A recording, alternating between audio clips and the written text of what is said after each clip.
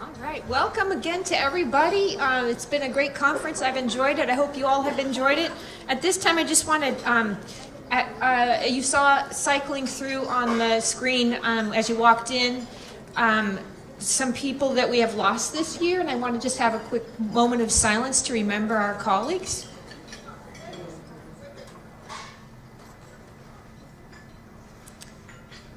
Thank you.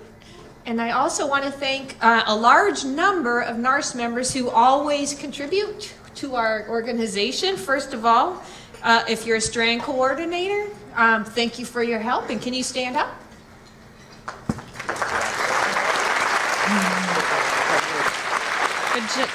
Thank you. If you're an assessor, either of proposals or of manuscripts or all of the other kinds of things we do at NARST, can you stand up? Look at all the people that work for NARST. That's awesome.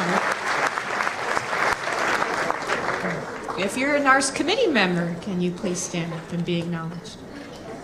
Good job.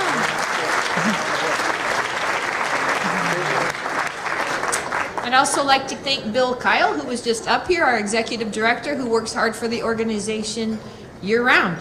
And while he's driving in his car, stand up.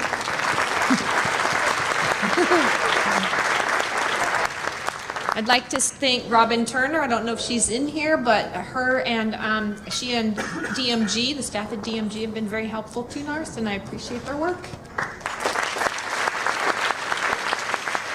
And all the graduate student assistants who have helped with this conference. They're from the University of Missouri St. Louis, and they've been immensely helpful. And I don't know if they're in here either, but if they are, please stand up and thank you for your work.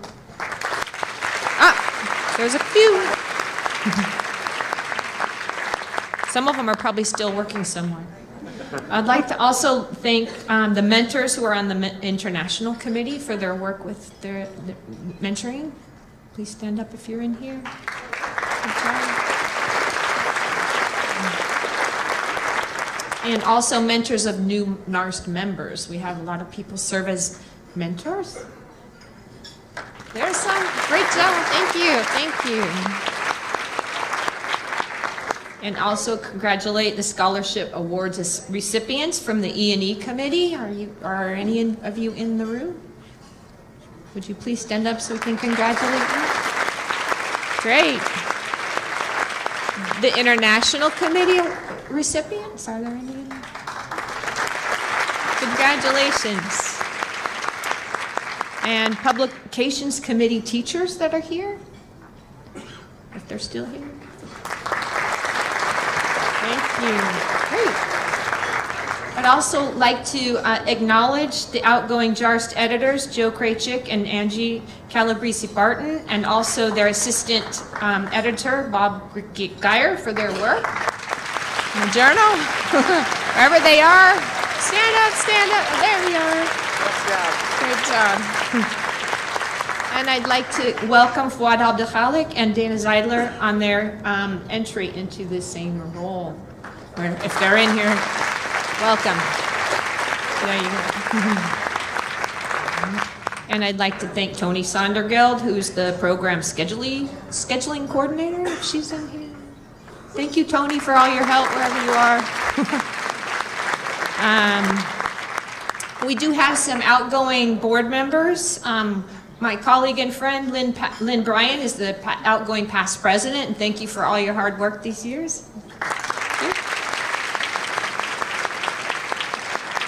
We have Jody Devonshire, who is our first grad student representative, and she is outgoing.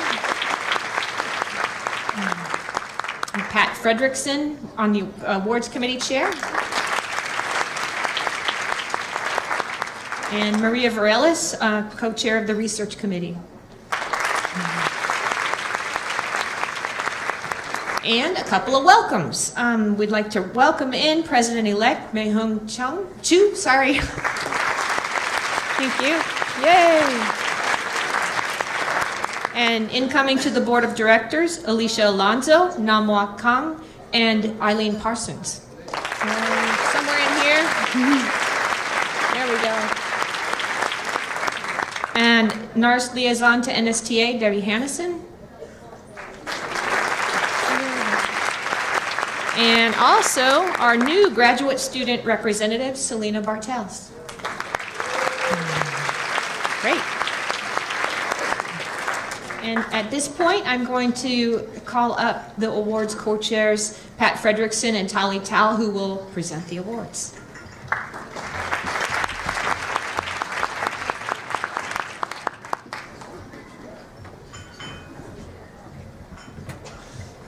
I'm Tali Tal, and I'm the incoming co-chair of the awards committee. I'm Pat Fredrickson, and this ends the third year of my term on the board. And as I was reflecting back on the last 3 years, 4 years ago I was asked to run for the board. And before I agreed to do that, I sought the advice of some former board members, and I think you know who you are. And I asked for their advice if I should run or not. And individually, each former board member gave me the exact same advice. And that advice was, yes, definitely you should. And the reason is this. You are going to have the opportunity to work with some incredibly wonderful people. And these are people whose paths you're never going to cross because you're in different research areas. And so that's the reason that someone should run for the board. And so I've been reflecting on that advice. And before I pass that advice on to you, I wanted to share some data with you and have you evaluate the trustworthiness of that advice that I was given and that I'm about to pass on to you. So if you served on the awards committee this past year, please stand up.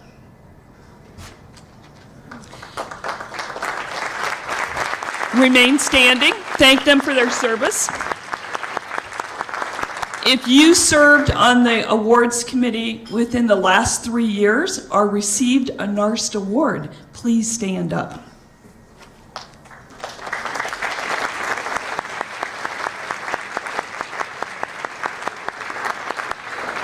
Thank you.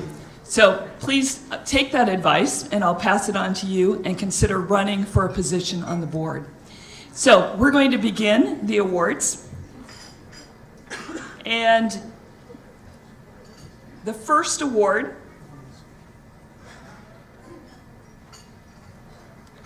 is the Outstanding Paper Award. And this award recognizes the highest rated nominated conference paper from the 2014 NARST Annual International Conference. And Hassan Denise will be giving that award.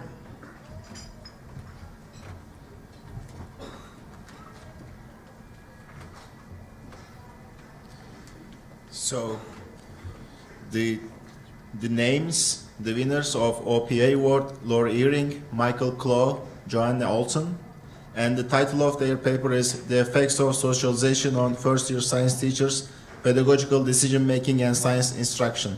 Congratulations.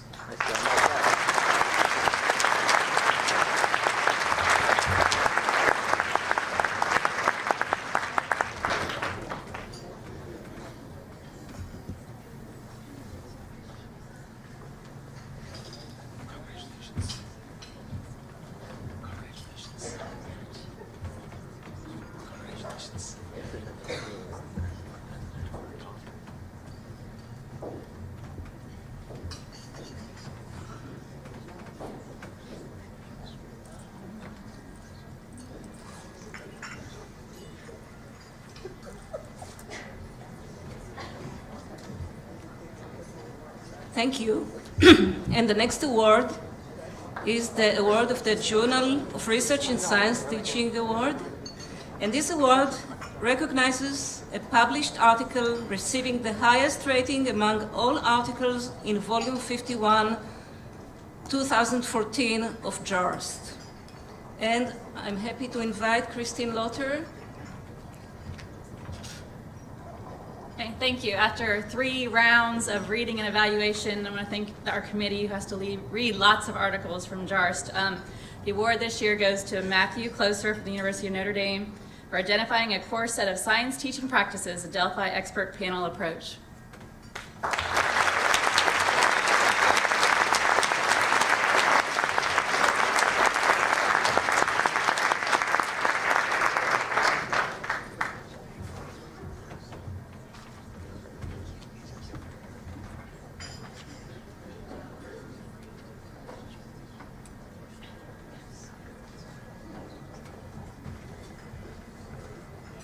The next award is the Outstanding Doctoral Research Award. This award recognizes the top nominated dissertation with the potential to have the greatest impact in the field of science education. Please welcome Tamara Holmslund Nelson to the stage to present that award. I'd like to thank the ODRA committee for all their work in reading multiple abstracts and then quite a few dissertations. And I'd like to congratulate Dr. Allison Goodwin, and her doctoral research award is for Understanding Female Engineering Enrollment, Explaining Choice with Critical Engineering Agency.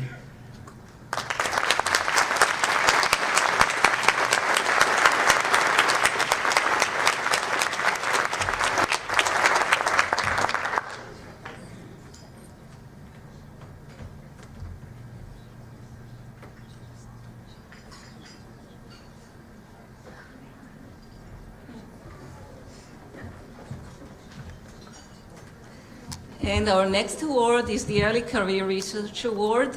This award is given to a researcher within the first 5 years after completion of the doctoral degree who demonstrates the greatest potential to make outstanding and continuing contribution to research in science education. And I invite Bill Coburn to give the award.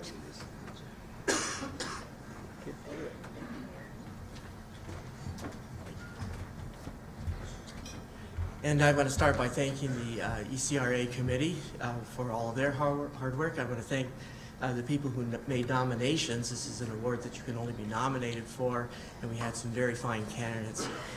It is my pleasure and an honor to make the award, the 2015 Early Career Research Award, to Benjamin C. Herman of the University of South Florida. And I'd like to take a moment to read the citation so that you know a little bit more about Ben. The NARST Early Career Research Award recognizes Dr. Herman for his outstanding professional accomplishments. Dr. Herman's research entails two converging lines of inquiry.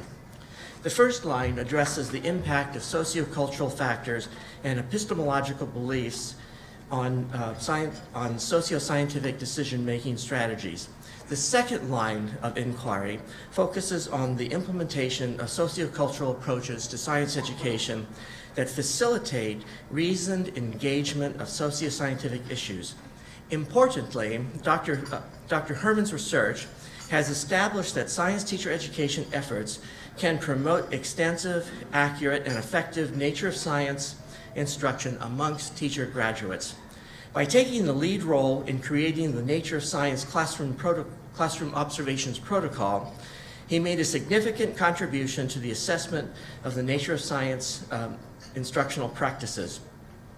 Dr. Herman's work has empirically shown how nature of science instruction is related to general research-based science teaching practices, and how scientific epistemological beliefs in tandem with sociocultural factors influence socio-scientific decision-making.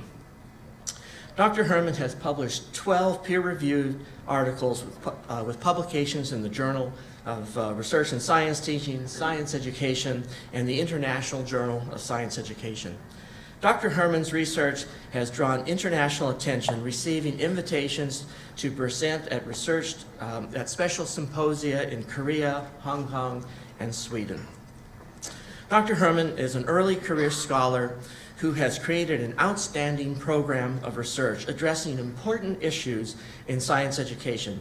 As the recipient of the Early Career Research Award of NARST, a worldwide organization for improving teaching and learning through research, Dr. Herman joins his predecessors in setting a very high standard for future awardees.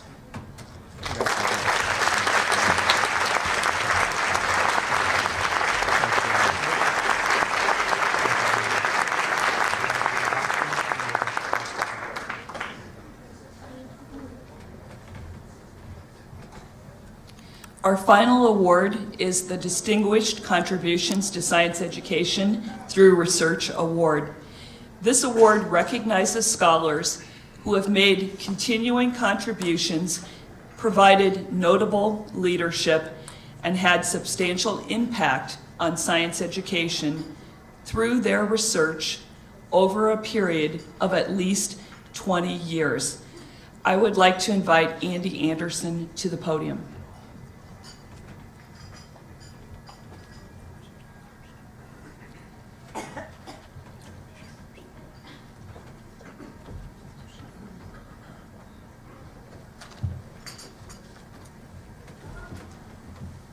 So we have two awardees this year. The first of these is Richard A. Duschel. Richard A. Duschel has made distinguished contributions to science education throughout his career. During more than 30 years, his scholarship and research have focused on three areas. First, he has studied the application of history and philosophy of science to science education. Second, he has designed extended curriculum and teaching sequences that promote innovative instructional modes and models in conjunction with assessment for learning. Third, he has used argumentation and discourse frameworks to promote meaningful science learning. In each of these areas, he has conducted original research, often collaborating with colleagues in the United States and throughout the world. He has also promoted, communicated, and synthesized the work of others, helping science educators around the world to recognize their connections and work together toward common goals. Richard A. Duschel has made distinguished and continuing contributions to science education research through his own research and synthesis activity, as well as through mentorship of graduate students and colleagues as co-author and editor. His notable leadership includes 10 years as editor of Science Education, editing the Ways of Knowing Science series for Teachers College Press, chair of Science Education at King's College London, and service as Director, Division of Research on Learning in Formal and Informal Settings for the National Science Foundation. His substantial impact includes his work as chair of the National Research Council Committee that wrote Taking Science to School, and subsequent leadership in the development of the next generation science standards. For all these reasons, Dr. Richard A. Duschel is a most deserving recipient of the 2015 NARST Distinguished Contributions to Science Education Through Research Award. Congratulations, Rick.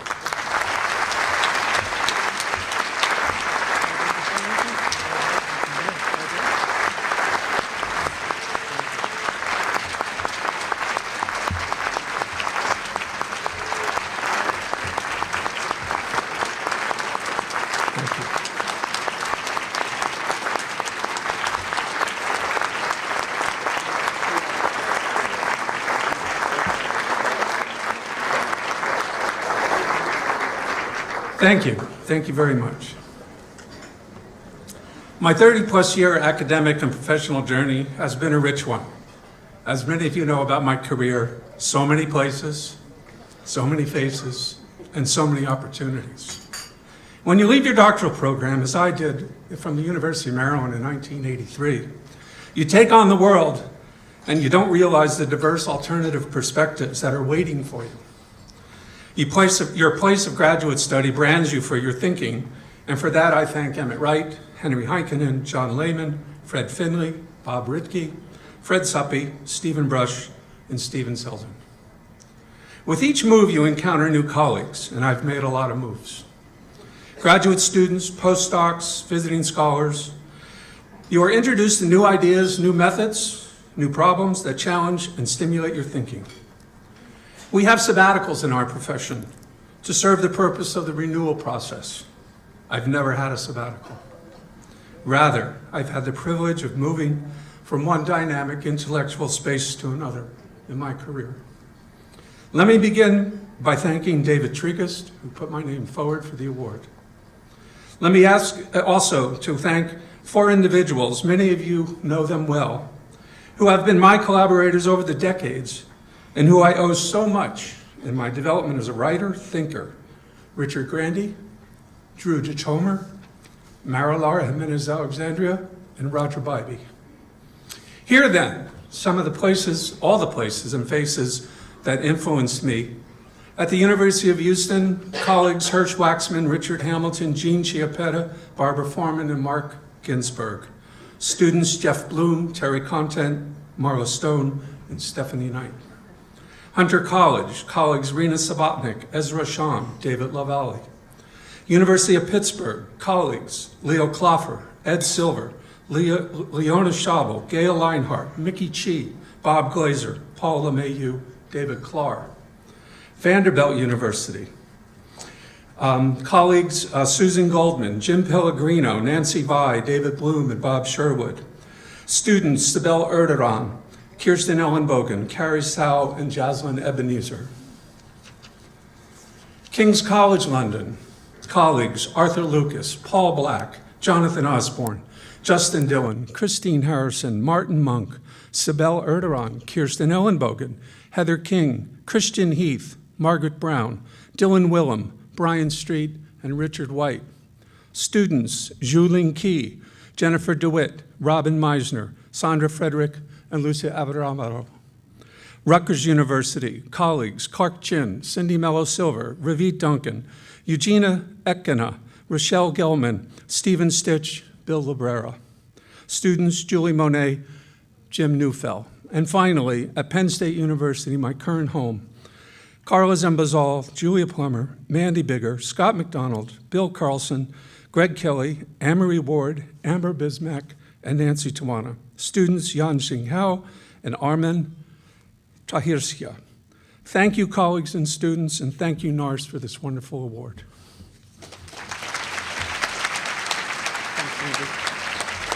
Thank you.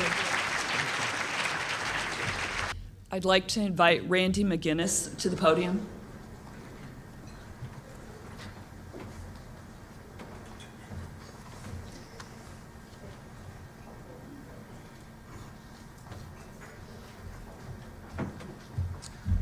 We do have a second DCA awardee this year, and we're presenting him in alphabetical order. It's my honor to present him to you. I'd also like to thank the committee for all of its hard work in bringing us to this point.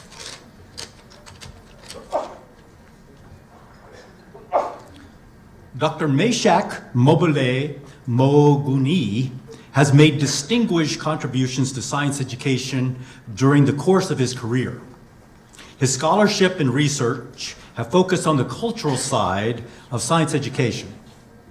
His groundbreaking research in cultural studies of science education in Nigeria, Botswana, Zimbabwe, Zambia, or Namibia, Mozambique, and South Africa is considered to have established this field of study worldwide.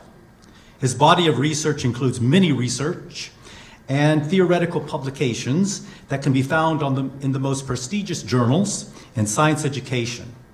He is especially well known for the development of the traditional cosmology test that has measured learners' views on the construct worldwide. In addition, he has contributed theoretically to the field by focusing and building over nearly 4 decades of his career on his ideas of indigenous knowledge. Beginning first with the harmonious dualism worldview hypothesis, then the contiguity argumentation theory, and currently the dialogic argumentation instruction model. Meshack Mobulege Ogoni has brought distinguished and continuing contributions to science education research through his research projects in science education, supervision of an extraordinary number of higher degree theses and dissertations, and mentorship. His notable leadership includes UNESCO Chair of Science Education and founding editor of the African Journal of Research in Mathematics, Science and Technology Education, and member of the NARST Rig Kadasi. Finally, his substantial impact includes founding president of the African Association for the Study of Indigenous Knowledge Systems. As a consequence, he has arguably been the primary force behind the building of science education research capacity on the African continent. Dr. Meshack Mobulege Oguni is a most deserving recipient of the 2015 NARST Distinguished Contributions to Science Education through Research Award.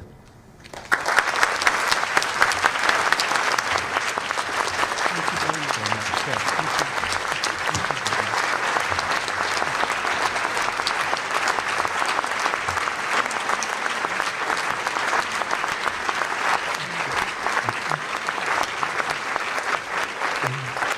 Thank you very much. Thank you very much indeed. I cannot just thank all of you for your rapport and your excellent support over many, many years. It has been a long journey. I first attended my first NARST conference in 1977. And since then, as much as possible, I try to attend and try to bring along my students, as many as I can afford. One passion I have over the years has been my passion for capacity building and research, especially in Africa. When I finished at the University of Wisconsin-Madison, I had an option to stay in America. And there was so much temptation in those days to stay here, as many of my colleagues at that time were doing. So I had to make a very serious decision. First of all, I believe that argumentation starts with you. Intra-argumentation. I did some intra-argumentation, dialogical argumentation, where to go back to Africa or stay here. My decision was to return home. And since that time till now, although I come to America nearly every year, I have always stayed in Africa. And I have never regretted it. Now, I want to just mention why I changed my direction of research in the early 80s from a purely philosophical approach, because my dissertation under the late Dr. Milton Peller at the University of Wisconsin was to analyze the work of 7 philosophers of science, most popular like Karl Popper and so many others. And my conviction at that time as a young researcher was that philosophy has to do something. It has something to contribute to science education. But I learned my lesson very quickly, that philosophy, nice as it is, beautiful, but it doesn't really touch the inner being of my students.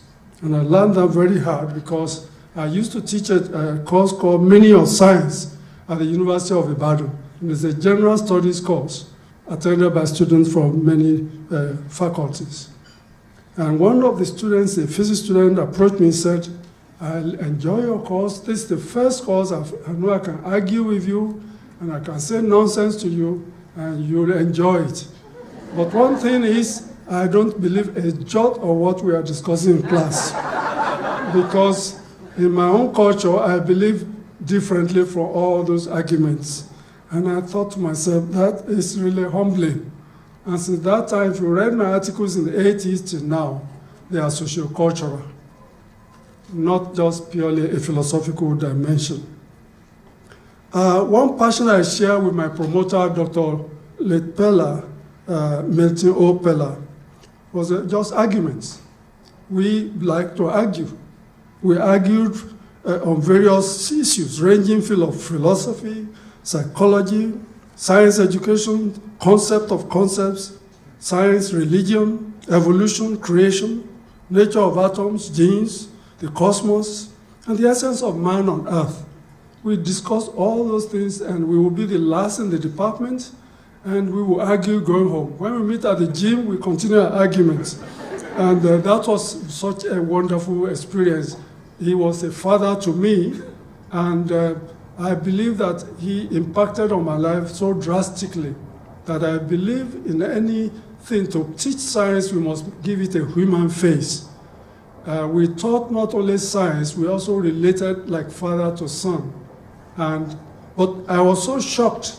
In 2007, I returned to the University of Wisconsin to spend part of my sabbatical.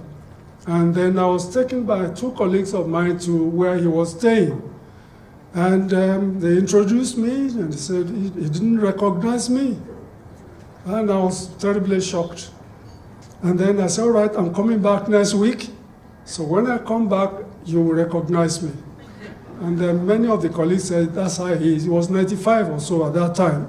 His mind was still sharp, he could argue, but he didn't remember my name. So I brought a paper we wrote together in 1980. conceptualization of scientific concepts, laws, and theories among science teachers. And then, like a flash, hey, my son, Mobalaji, so it is you. And then we continue our arguments again. One thing, therefore, I just want to leave with us this afternoon while thanking you very much.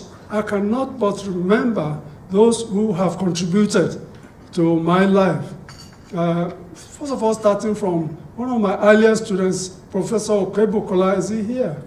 Yeah, those are my first doctoral students at the University of Ibadan, and I'm sure he's well known in NARST. But many, many people here in Europe and other parts of the world have contributed to my professional development. I just mentioned a few. Please don't be offended because of time. I was giving only 5 minutes. Bill Carr, Bill Coburn, Fred Finley, Masakata Ogawa, Norm and Judy Leatherman, Glenn Eckenhead, Ovin Mikkelsen and the Oslo Group, David Trigost, Mary Atwater, Peter Hewson and Mariana Hewson, Irene Osisioma, John Rogan, Fred Luben, Jim Szymanski, Paul Luneta, Marshall Gunso. There are many, many of you. So you will be offended if even Dr. McGuinness and, of course, I met Dr. Holiday. My life has been so enriched. And then, finally, I want to give all the glory to God because He has spared my life for, I'm now on borrowed time. Once you pass 70, you're on borrowed time. And so I give all the praise to Him, and so giving me the opportunity to come. Last but not the least is to give credit of all this support to my darling wife, Esther Oguniyi.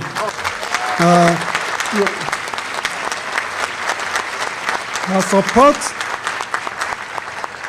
she has supported me all over these years. She would never complain. She's an accountant by profession, but she begins to understand, to appreciate argumentation.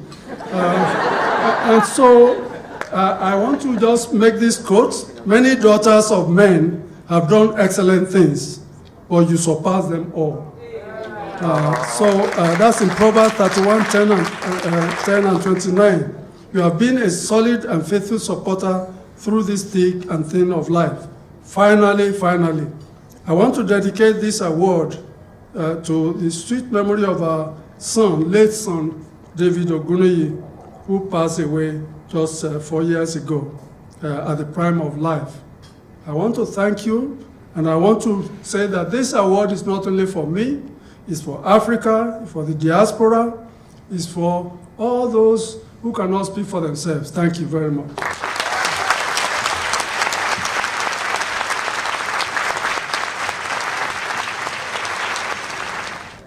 All right, thank you again. I hope I'm not boring. I'm going to try not to be boring, but I do want to share with you some insights and information that we've learned on the NARST board this year. This is a kind of a different presidential address than I imagined I would be presenting. I thought I would be sharing something visionary and something that I really think should be important in science education, but in fact I'm going to be sharing kind of the state of the NARST address, if you will. I believe that our NARST board this year has worked at least this hard. Pick it up! Pick it up! Pick it up! Pick it up!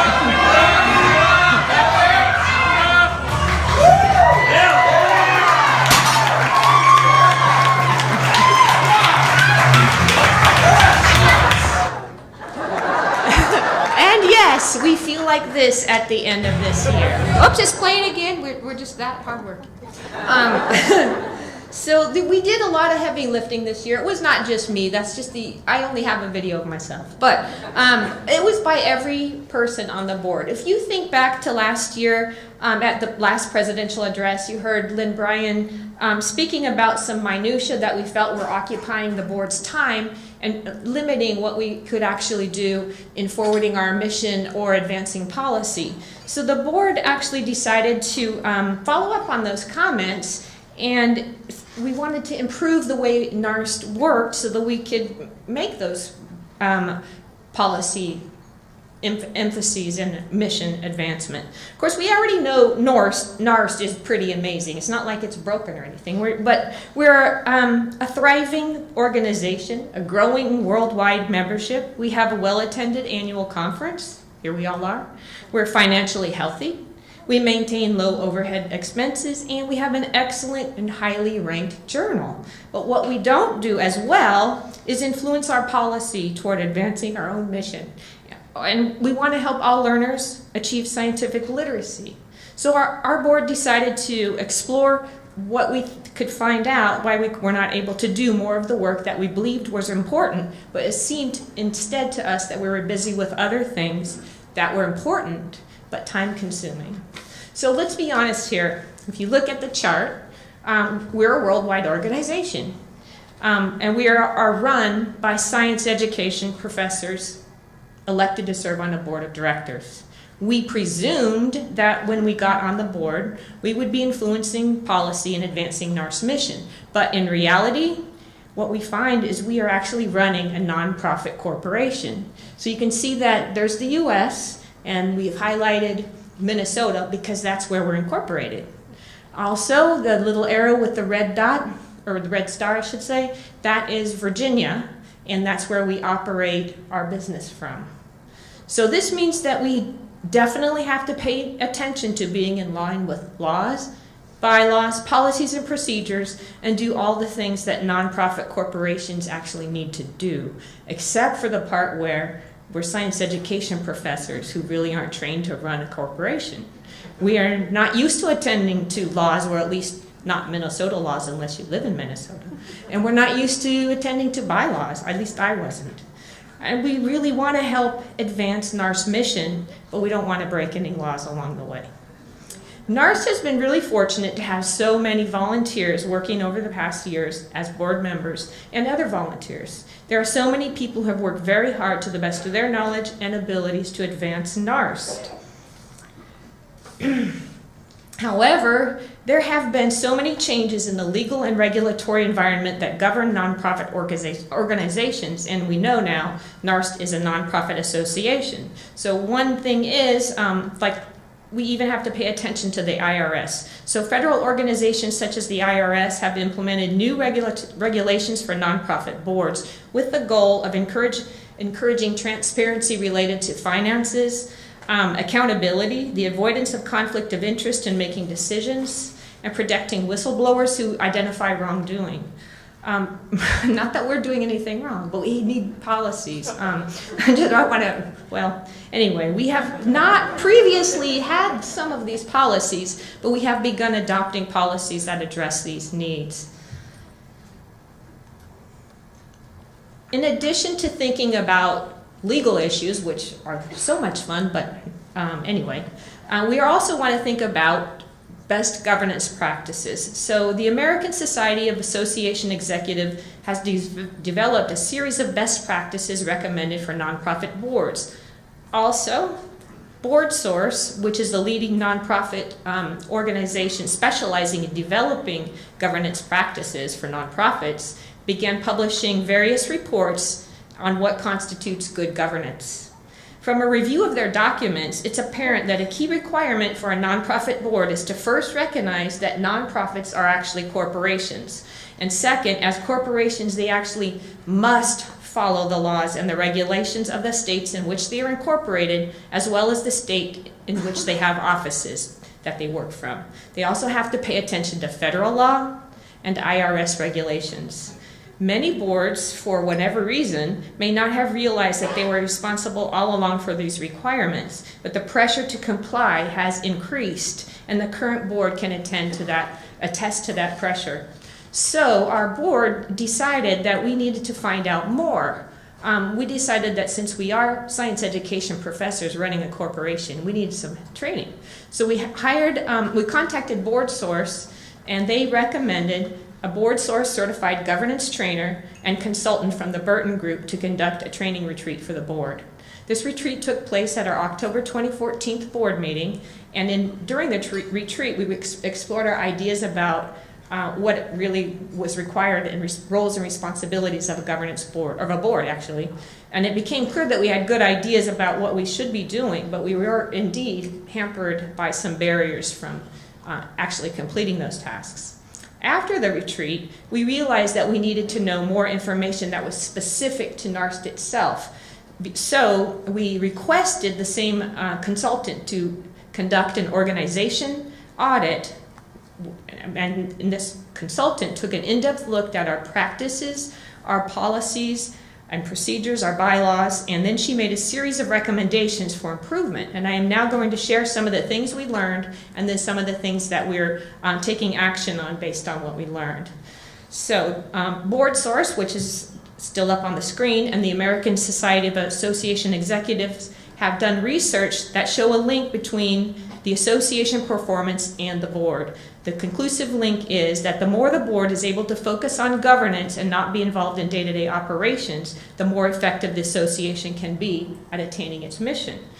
So you've gotten flyers in your registration, so I'm just going to remind you quickly of the 3 roles of a board. It's to establish identity and direction, ensure the essential resources, and then to provide oversight. Nowhere in the list does it imply that the board should be involved in managing and operating the association. That level of involvement is for the executive director and independent contractors, and in our case, our management company, Drohan. The board should not be involved in the daily running of programs and services except in the early stages of the board.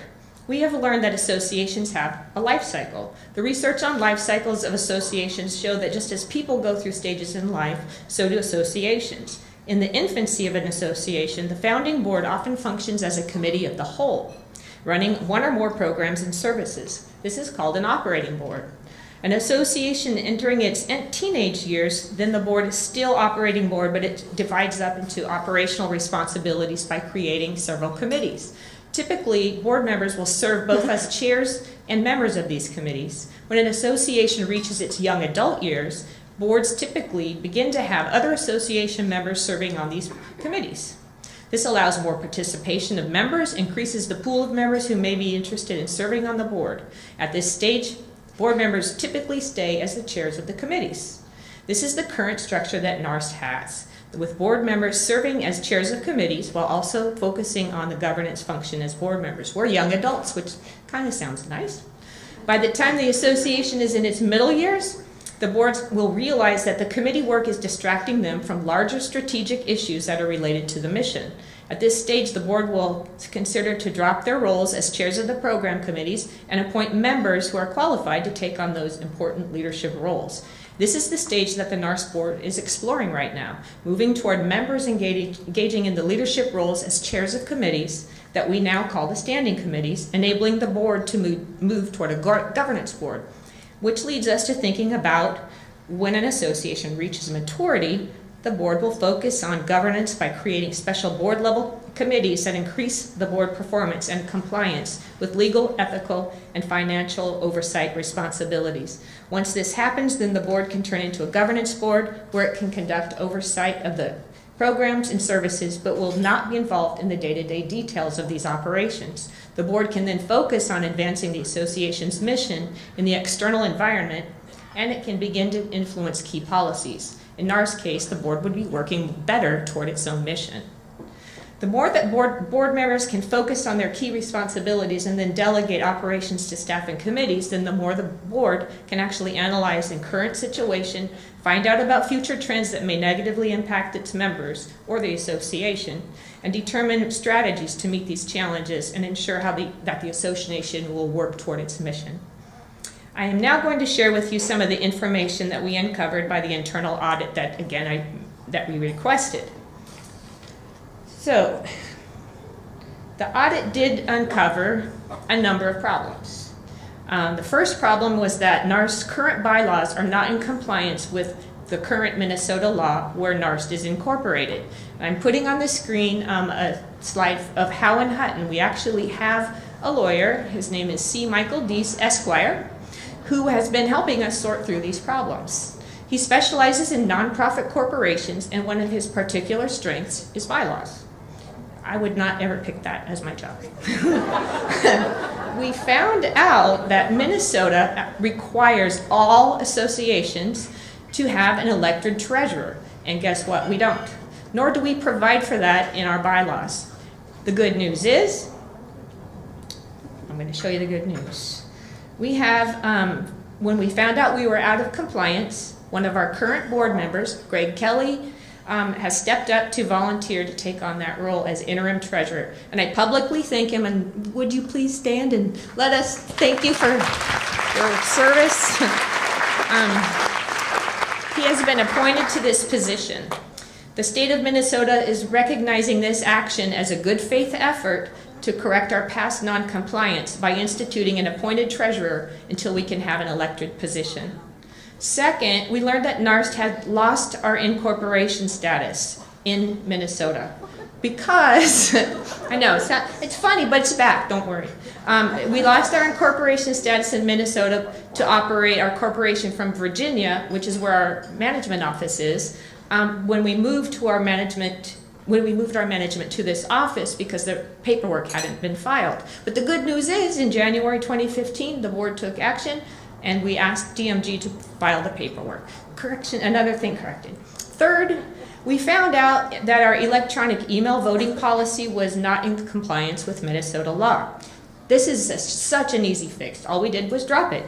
And we instituted illegal online board meetings through GoToMeeting technology that enabled us to complete more work in between face-to-face meetings. And we thank Randy Yerrick, who's the Director of Electronic Services, for setting these up. Fourth, another problem identified in the bylaws was the requirement that committees must be chaired by board members. This requirement necessarily stuck NARST in the young adult years because the board members are required to be committee chairs. They must spend time doing operating tasks, which limits the amount of time for governance and policy work. It also has the undesirable, or it could have the undesirable side effect that will provide tension to board members who are working to advance their own committees while also trying to be advocates of NARST as a whole. This is a tension that exists in all operating boards. Fifth, we learned that legal counsel had never reviewed NARST bylaws. When the NARST legal counsel saw that requirement about board members being required to chair committees, he was astounded and reported that he had never seen such a requirement in bylaws. However, the board source consultant, who's a bit older than him, said that she had seen these structures in bylaws before, but they had begun to be moved out of the bylaws as early as the 1970s. We've been a young adult for a while. It's, we're good.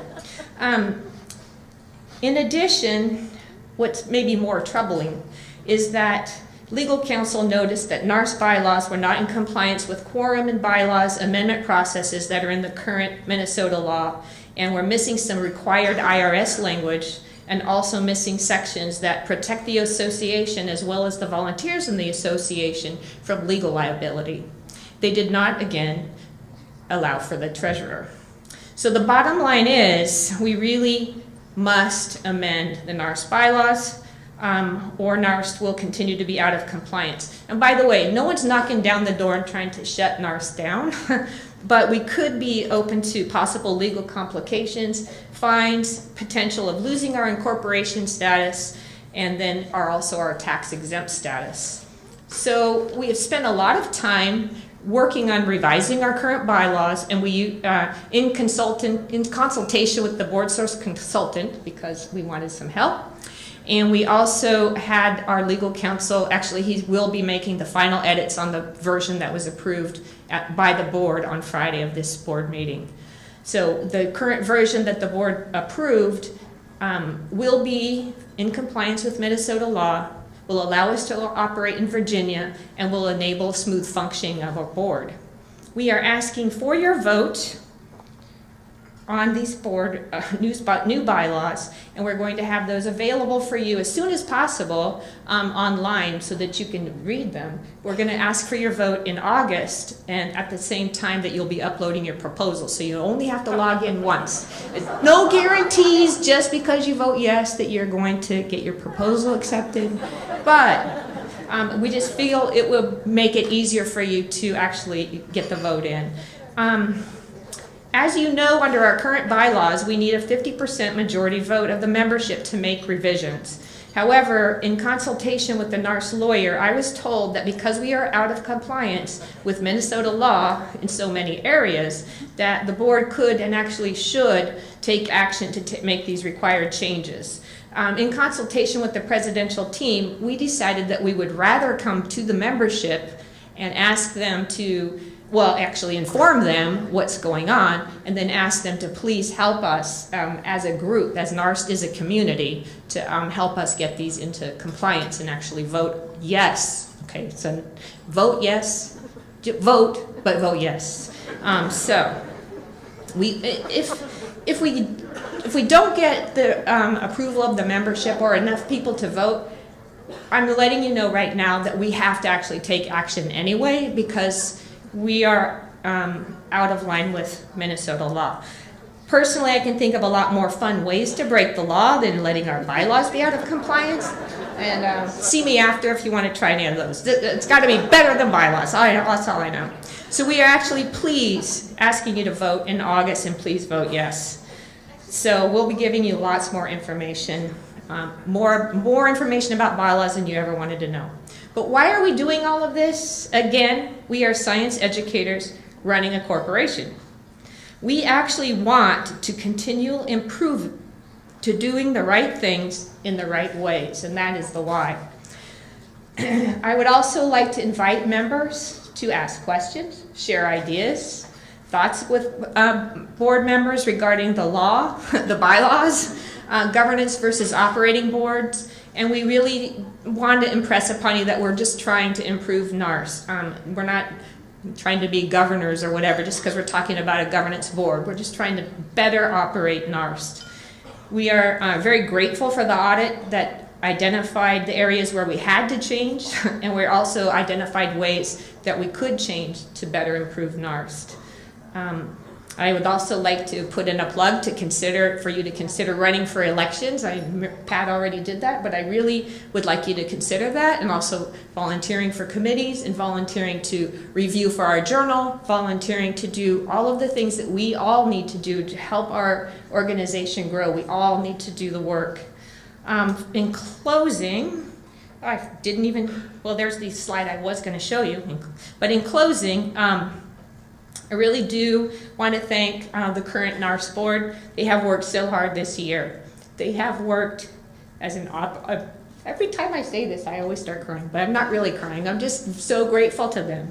They've worked not only as an operating board, doing all the tasks that they had to do in their committees, but also the forward thinking that it takes to think about how NARST can best operate. And so they worked as a governance board as well.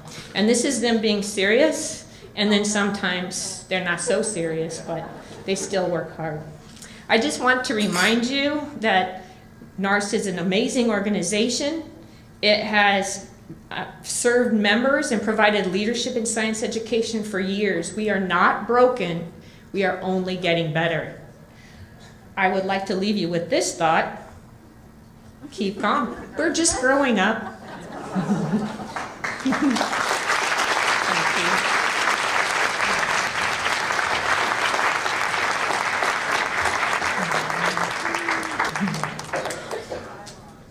And it is now my sincere pleasure and honor to introduce you to someone who has been an amazing colleague this year.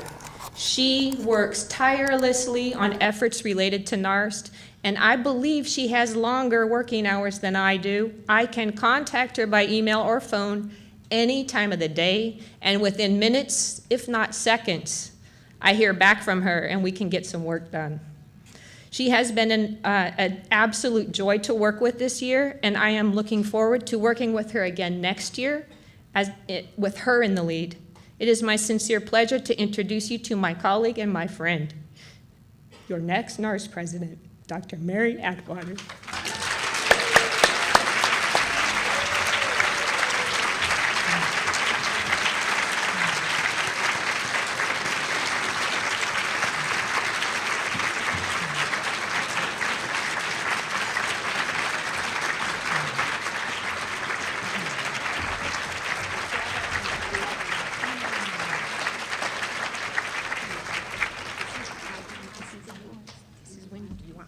for you.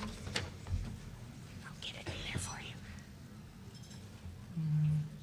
There we go. There we go. First of all, I want to thank you, and I want to thank Bill Kyle, because I had never seen the group of people who started this organization many, many years ago. And the group that sat at that first luncheon looks very different from the group that's here today. We are growing up. I want to talk a little bit about the 2016 NARST Annual International Conference. And I want to thank the group that helped me put together a little flyer. It may look a little different next year, and I really apologize. We spent a lot of time designing it for many reasons. First of all, I wanted the world.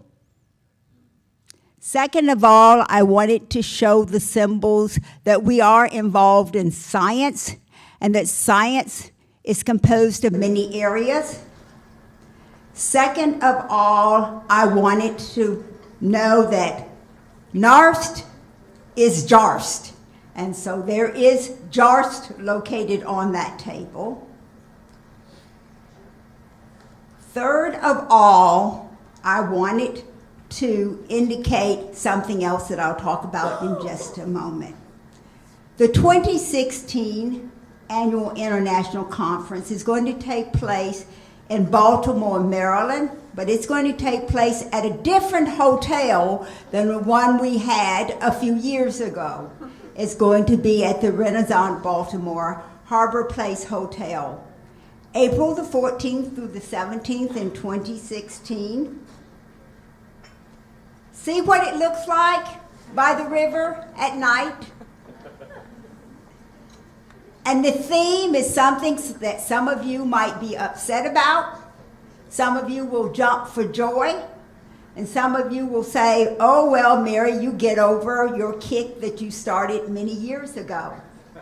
But the theme is towards equity and justice, many different voices, cultures, and languages in science education research for quality science learning and teaching. First of all, we are about science education. We are about research at NARST. We are about quality science learning and teaching. And by now, we ought to be involved in different voices, cultures, and languages. And unfortunately, equity and justice should be involved when we think about quality science learning and teaching.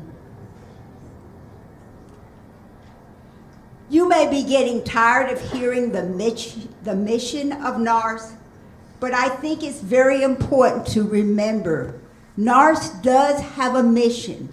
The mission is, quote, to help all learners to achieve science literacy, end quote. NARST started in 1928. And this organization has grown to a worldwide organization. And with globalization, NARST, like many other educational organizations, must consider how educational research, theory, and policy can influence how the world addresses issues of equity and justice. And like the National Aquarium in Baltimore, we have to deal with some of the beliefs that at least I personally hold and some others hold about equity and justice, and what those meetings, unrealized potentials, and continuing challenges of involvement in and the commitment to different voices, cultures, languages in science education and the related research, theorizing, and policy making really means. This challenge is especially urgent at the time when science influences major concerns such as human health, food production, clean water, and economic development in the world. It is critical that we have a world of citizens who can use their science knowledge and skills to make their world a better place in which to live and to pursue and be involved in STEM-related careers if they choose. We still need musicians, artists, people who write great fiction, and of course, things that happen in the real world. But we also need people who are in the area of STEM. The 2016 NARST Annual International Conference theme is a call to explore what it means to have different voices, cultures, and languages engaged in science education research. Ideally, NARST conference presentations and attendees will focus their attention both locally and globally in a collaborative manner. Did you hear the word collaborative manner? On equity and justice as they relate to science education issues. The 2016 NARST conference is an appropriate place for the members of NARST to again connect and share their research about those who have not been and are educationally marginalized, discounted, and denied, so that all learners can experience equity and justice in science education. Quality science learning and teaching are the rights of every human being, I believe. We want all who are committed to the mission, quote, to help all learners to achieve science literacy. Science educators, science teachers, informal educators, learning scientists, educational scientists, to join us in Baltimore to explore the theme towards equity and justice, many different voices, cultures, and languages in science education research for quality science learning and teaching. So, I invite each of you, every one of you, bring friends, family, enemies if you want, to Baltimore and come to the 2016 NARST International Conference in Baltimore. Come, come, come, and before you come, please volunteer to read and review proposals for the 2016 NARST Conference. Thank you.